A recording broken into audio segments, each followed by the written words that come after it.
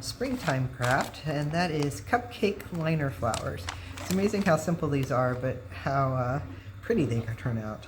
So you just need glue and you need some scissors.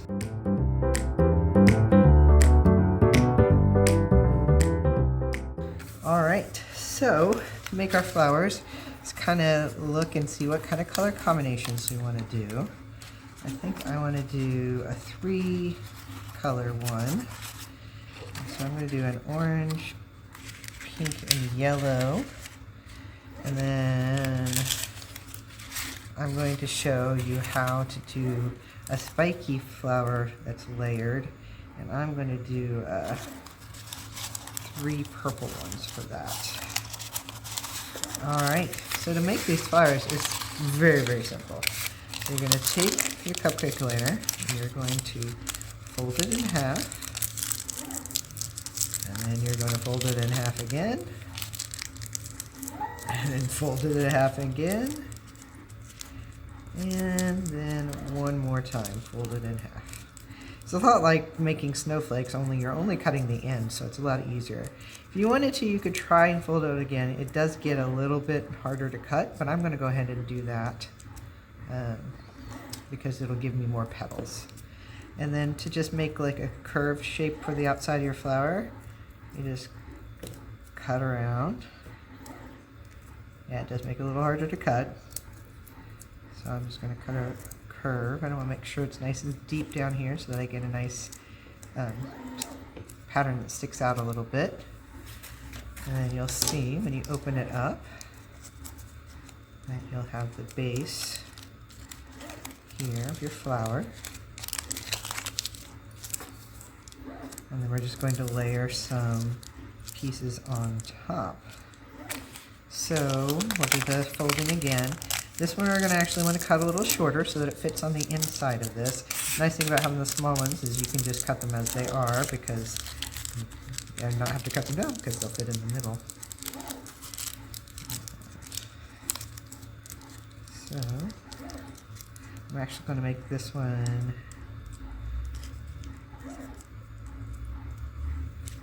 just kind of see where it lays. I think I'm probably about right there. So cut it in a curve.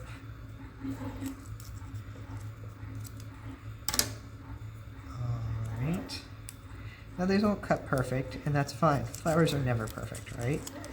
When you layer them on top of each other, you're not going to even notice. Now see how pretty that's already looking? And then we're going to put the yellow one in the center.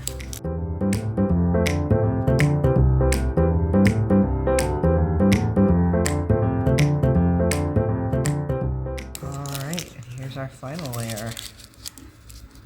Really, really pretty. I like that a lot. Alright, so then you're just going to glue these together. Oh, help if my glue's open. Alright.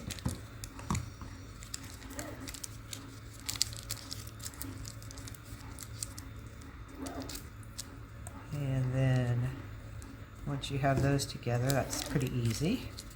And then just to give it a little more of an accent, and honestly a little stability in the flower for when you go to glue it onto your ribbon there, I'm just going to grab a pony bead to glue in the middle. And I think I want a nice little contrasting color, so I'm going to glue this little blue pony bead. Now these will take a while to dry if you don't have hot glue to do with. And then we'll just set aside and we make our rest of our flowers. Alright, so this is that kind of flower, and then I'm going to show you how to make the little spiky type flowers. And those that you do start off the same way. I'm not going to fold them quite as much, especially since we're layering several of the same color layer. We don't necessarily need to have it that tiny. So then fold and fold and fold. And when you're folding, the more exact you are about this, the more even the petals will be, but it doesn't really matter. Each flower is going to turn out pretty gorgeous no matter what you do. Alright, so instead of cutting in a curve, we're going to cut to a point out here. And Once you've got your point on that side, you just start down from this point down. Try to cut them kind of to the same place if you can. Not a big deal if you don't. Alright, and then when you open it up, you have more of a spiky flower center. Like that. Pretty cool. Alright, and then we'll just continue on with our other two, and we'll show you how these layer on.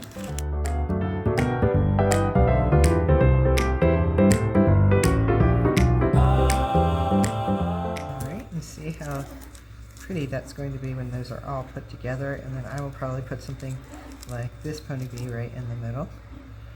And that's how to do that kind of flower. Experiment, do whatever you want to in terms of color combinations, creating different flower types, and then when you're done, all you'll do is take some glue and you'll add it to this ribbon, and that will give you your garland. I'm also going to use this base as my flower crown because I can use it as a ribbon to tie back on the back of my head.